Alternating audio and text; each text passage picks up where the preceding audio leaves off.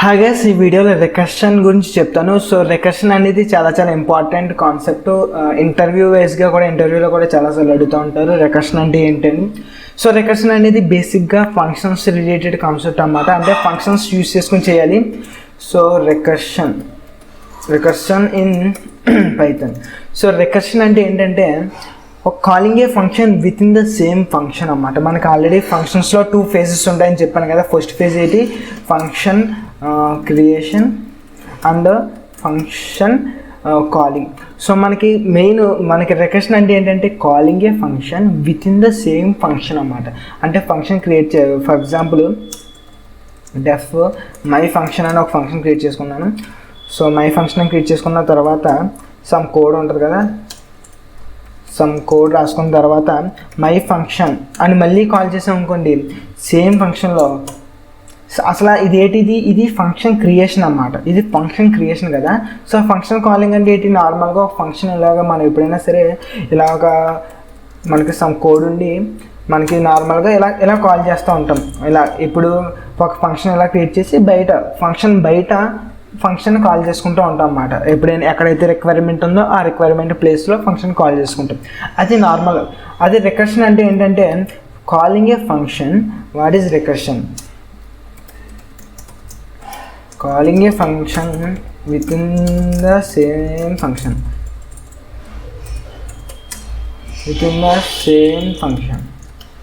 So calling A function with in the same function is called recursion అన్నమాట. So మీకు అర్థమైంది అనుకుంటున్నాను. Recursion అంటే calling A function with in the same function. So ఇప్పుడు ఇది normal కదా.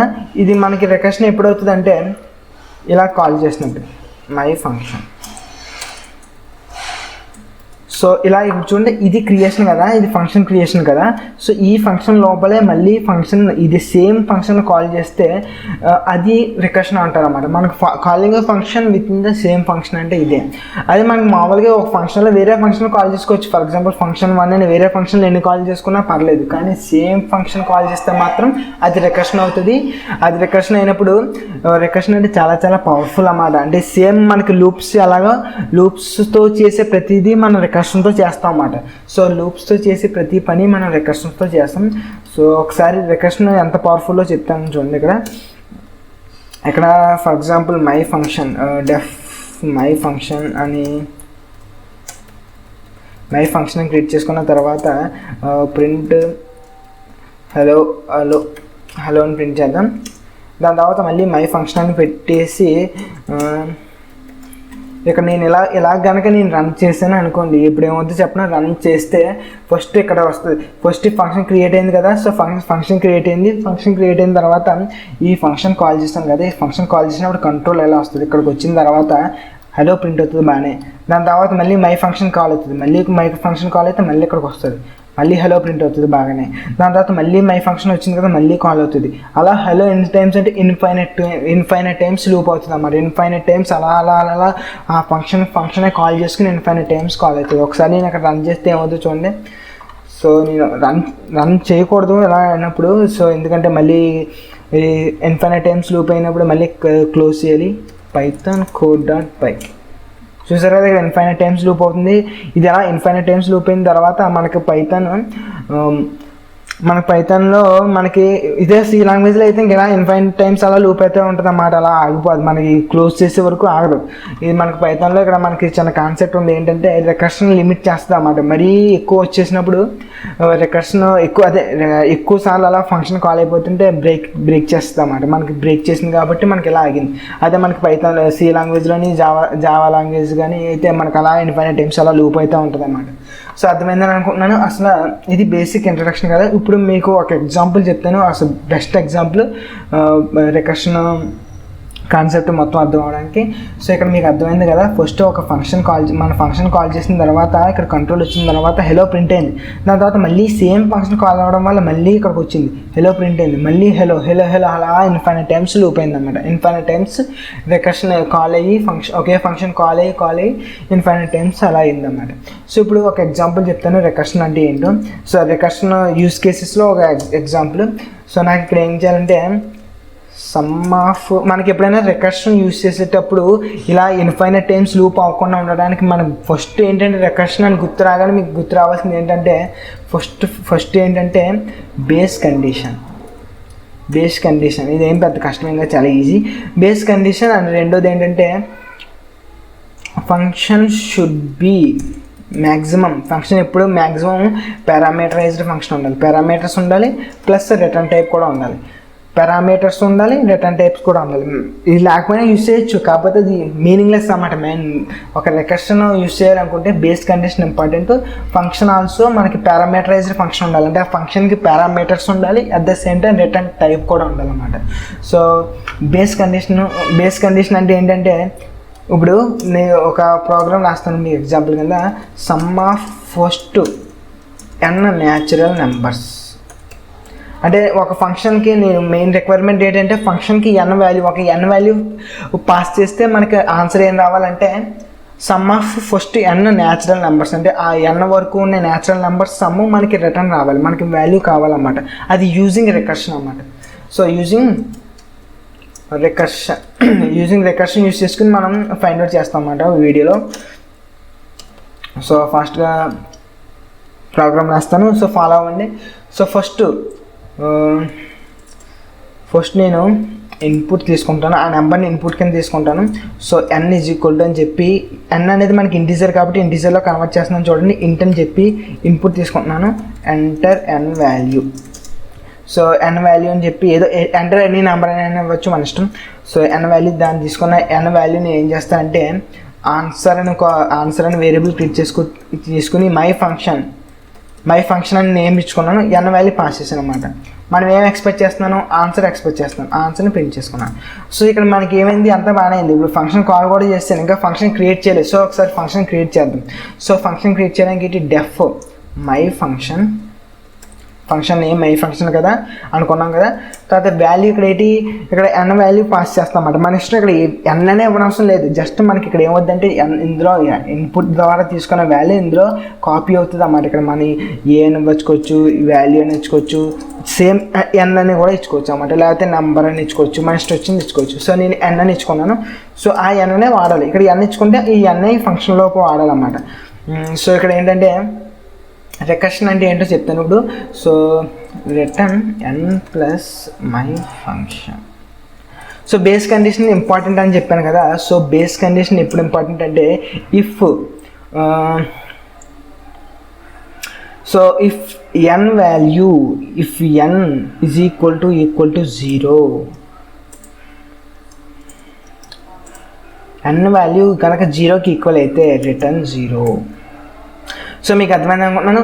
బేస్ కండిషన్ అంటే ఏంటంటే ఎక్కడైతే మనకి ఇంకా మనకు ఫంక్షన్ ఎండ్ అవ్వాలో, ఇన్ఫైనైట్ టైమ్స్ లూప్ అవ్వకుండా ఎక్కడైతే ఎండ్ అవ్వాలో దాన్ని బేస్ కండిషన్ అంటారు అన్నమాట. సో మనకి ఇక్కడ ఎప్పుడైతే n 0కి ఈక్వల్ అయితే రిటర్న్ 0 ఇస్తున్నాం. కాకపోతే ఏం చేస్తాం, ఎల్స్లో ఇవ్వచ్చు, లేకపోతే ఎల్స్ యూస్ చేయకపోయినా పర్లేదు. Return my function of n -1 plus n. మీకు ఇది చాలా కన్ఫ్యూజన్గా ఉండొచ్చు, నాకు తెలిసి మీకు చాలా కన్ఫ్యూజన్గా ఉంది అని. సో ఇక్కడ ఏంటంటే ఇది మై ఫంక్షన్ ఆఫ్ n -1. నేను ఫస్ట్ మీకు ఒకసారి నేను ప్రోగ్రామ్ రన్ చేసిన తర్వాత ఎక్స్ప్లెయిన్ చేస్తాను. python code.py enter n value 10.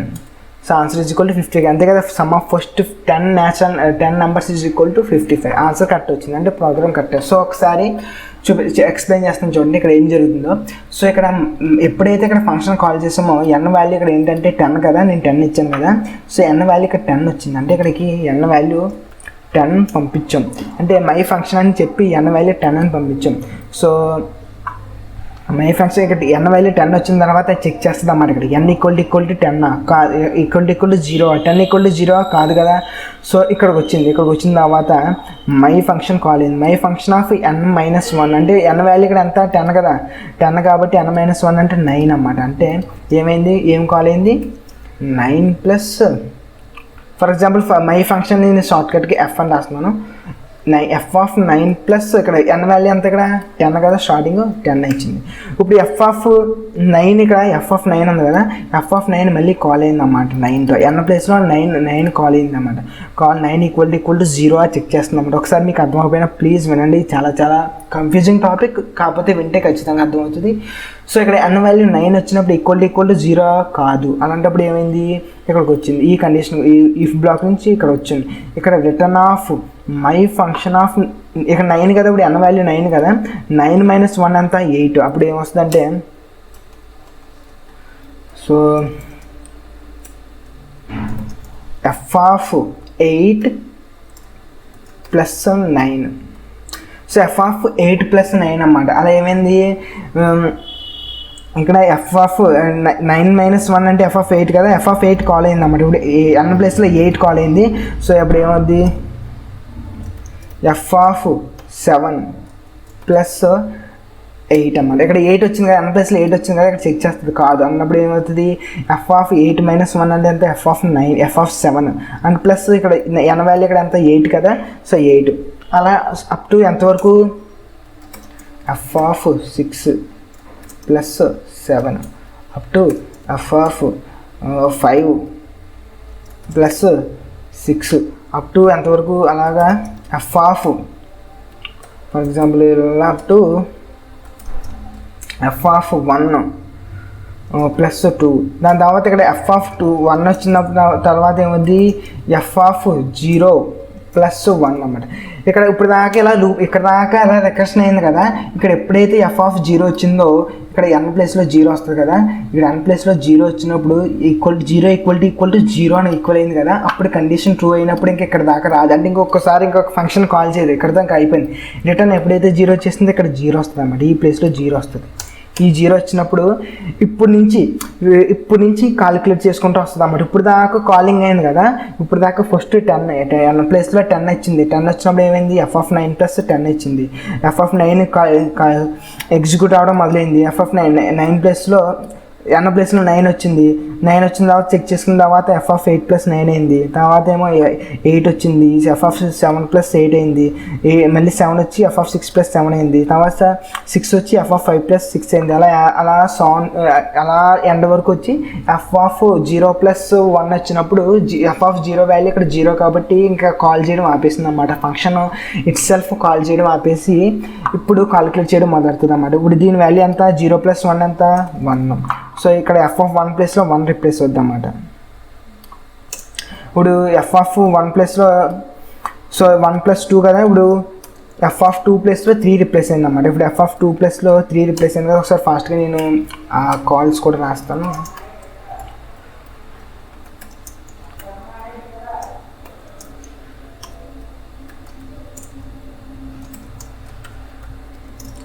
So ఇది కదా, ఇన్ని ఫస్ట్ ఏమైంది, 10 పాస్ చేసాం కదా, ఇక్కడ n వాల్యూ 10 పాస్ చేసినప్పుడు 10 వచ్చింది. ఒకసారి అర్థమైపోయినా ఒకసారి వినండి ప్లీజ్. ఇక్కడ 10 పాస్ చేసాం కదా, ఇక్కడ 10 పాస్ చేసిన తర్వాత n = 10 = 0 కాదు కాబట్టి ఈ ఫంక్షన్ ఈ లైన్కి వచ్చింది కదా, ఈ లైన్లో f(10 - 1) అంటే f(9 + 10), దాని తర్వాత 9 వెళ్తే f(8 + 9), 8 వెళ్తే f(7 + 8), f(6 + 7), f(5 + 6), 4 వెళ్తే f(3 + 4), 3 వస్తే f(2 + 3) అయింది. దాని తర్వాత f(2) వెళ్తే f(1 + 2) అయింది. తర్వాత 1 వెళ్తే f(0 + 1) అయింది. ఎప్పుడైతే f(0) వచ్చిందో మనకి 0 వచ్చినప్పుడు బేస్ కండిషన్ యాక్సెప్ట్ అయినప్పుడు ఇంకా అక్కడితో మనకి కాలింగ్ ఆగిపోయింది, ఇంకా రికర్షన్ ఇంకా లేదు. అప్పటి నుంచి కాలిక్యులేట్ చేసుకుంటూ వస్తాం అన్నమాట, బ్యాక్వర్డ్ ఇలా కింద నుంచి ఇలా పైకి వచ్చి మనకి వాల్యూ 55 వస్తాం అన్నమాట. ఒకసారి ఎక్స్ప్లెయిన్ చేస్తాం చూడండి. f(0) అంటే 0 కాబట్టి 0 వచ్చింది, కాబట్టి 1 ప్రింట్ అయింది. 1 రిటర్న్, ఇక్కడ ఈ ప్లేస్లో 1 రిటర్న్ అయింది. సో ఈ 1 ఏదైతే ఉందో ఈ 1 వాల్యూ దేనికి వాల్యూ, f(1)కి, కాబట్టి f(1) ప్లేస్లో 1 వచ్చింది.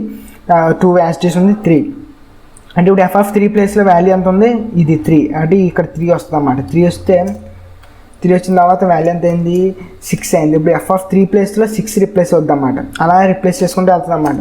6 రిప్లేస్ అయినప్పుడు వాల్యూ ఎంత వచ్చింది, 10 వచ్చింది.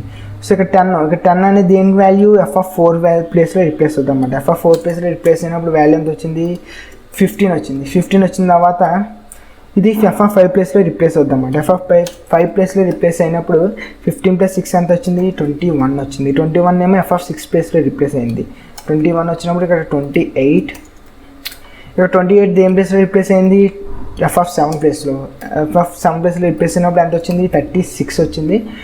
36 వచ్చిన తర్వాత 36 ఇది f(8) ప్లేస్లో రిప్లేస్ అవుద్ది కదా. 36 వచ్చినప్పుడు ఇక్కడ ఎంత అయింది, 45 అయింది. 45 ఏమో f(9) ప్లేస్లో రిప్లేస్ అయింది. So 45 + 10 = 55, which is equal to the answer that we have just now got, which is 55. So మీకు అర్థమైందని అనుకుంటున్నాను. ఇది అయితే రికర్షన్ అనేది ఇంతే కన్ఫ్యూజింగ్గా ఉంటుంది. ఎందుకు కన్ఫ్యూజింగ్గా ఉంటుంది అంటే ఫస్ట్ ఇది రికర్షన్ కాల్ చేసుకుంటుంది అన్నమాట. మనకి బేస్ కండిషన్ వచ్చే వరకు అలా కాల్ చేసుకుంటూ ఉంటుంది ఫంక్షన్. అలా కాల్ చేసుకున్న తర్వాత బేస్ కండిషన్ ఎప్పుడైతే రీచ్ అయ్యామో అప్పటి నుంచి క్యాలిక్యులేట్ చేయడం మొదలవుతుంది అన్నమాట ఆన్సర్ని బ్యాక్వర్డ్. అది స్టాక్ అంటారు అన్నమాట. ఇప్పుడు రికర్షన్ అనేది స్టాక్ డేటా స్ట్రక్చర్ని ఫాలో అవుతుంది. మీకు స్టాక్ డేటా స్ట్రక్చర్. సో అది మీకు గుర్తెట్టుకోకపోయినా పర్లేదు. మెయిన్ ఏంటంటే ఇక్కడ రికర్షన్ అనేది బ్యాక్వర్డ్ జరుగుద్ది అన్నమాట. ఫస్ట్ రికర్సివ్ కాల్స్ చేస్తుంది. రికర్సివ్ కాల్స్ ఎప్పటి వరకు చేస్తుంది, బేస్ కండిషన్ యాక్సెప్ట్ అయ్యే వరకు. బేస్ కండిషన్ ఎప్పుడైతే యాక్సెప్ట్ అయిందో అప్పుడుతో రికర్సివ్ కాల్స్ ఆపేసి కాలిక్యులేట్ చేయడం మొదలెడుతుంది అన్నమాట. ఇలా బ్యాక్వర్డ్ కాలిక్యులేట్ చేయడం మొదలెడుతుంది. దీన్నే జస్ట్ మన some of first n natural numbers loops use చేసుకుంటే ఫర్ లూప్ యూస్ చేసుకుని అది ఫ్రంట్ నుంచి వెళ్తుంది అన్నమాట, ఫార్వర్డ్ అన్నమాట. లూప్స్ అనేది ఫార్వర్డ్, రికర్షన్ అనేది బ్యాక్వర్డ్. అందుకే రికర్షన్ అంటే కొంచెం ఎక్కువ కన్ఫ్యూజ్ అవుతారు. మీకు ఇది అర్థం అవ్వకపోయినా ఏమి అవ్వదు, ఎందుకంటే ఇది ఎక్కువ యూస్ చేయం. మెయిన్ ఇంటర్వ్యూస్కి అడుగుతారు. మెయిన్ రికర్షన్ అంటే ఉంటాయి కానీ యూస్ కేసెస్ ఉంటాయి కానీ అంత ఎక్కువ యూస్ చేయరు. యూస్ చేస్తారు కానీ అంత ఎక్కువ కాదు. కాకపోతే ఇంటర్వ్యూస్కి అయితే కొంచెం ఇంపార్టెంట్ కాన్సెప్ట్ అన్నమాట. సో మీకు అర్థమైందని అనుకుంటున్నాను. అర్థం అవ్వకపోతే రెండోసారి చూడండి, లేకపోతే మూడోసారి చూడండి. సో మీకు ఈ వీడియో నచ్చితే లైక్ చేయండి, నచ్చకపోతే డిస్లైక్ చేయండి. Thanks for watching. Consider subscribing. Stay hot.